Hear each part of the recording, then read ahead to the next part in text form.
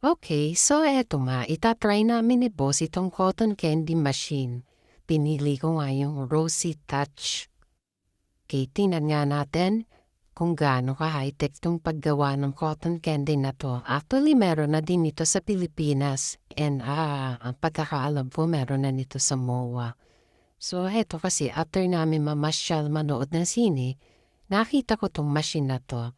So bumalik po ang inyong esme sa pagkabata. So ayan, ayaw tanggapin. Ayaw tanggapin ang pera namin dahil lukot. Kaya po ito, sabi ko kay Bossing, meron akong natatabing napakadutong. Baka gusto niyo po ay maluto ang kanyang kakainin. So ayan at tinanggap na nga. At gagawa na ang machine ng cotton candy.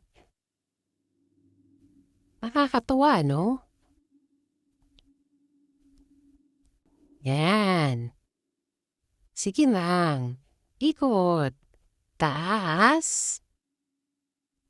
Taas.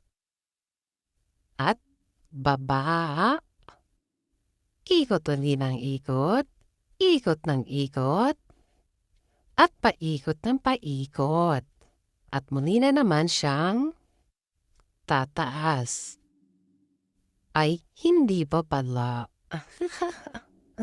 Ayan na. Ops. Abay, ako'y niloloko na eh. Ayan.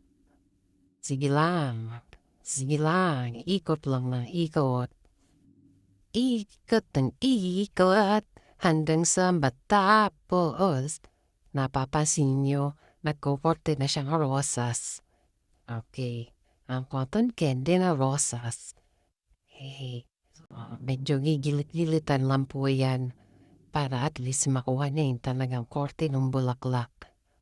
Yan. Isa pa. Iyon. Isa pa ulit. Iyon. Yan. So, balik, ikot pa rin ang ikot ng ikot ng ikot ng ikot ng ikot. Iikot, ikot, ikot. Ayan na, hindi pa matapos ang pag-ikot. Ayan, sige lang, ikot lang mang ikot. Sulitin mo ang ibinayad sa iyo. Ayan, ay natapos din. O ayan bossing, kuhanin mo na. Kuhanin mo na ang ating cotton candy.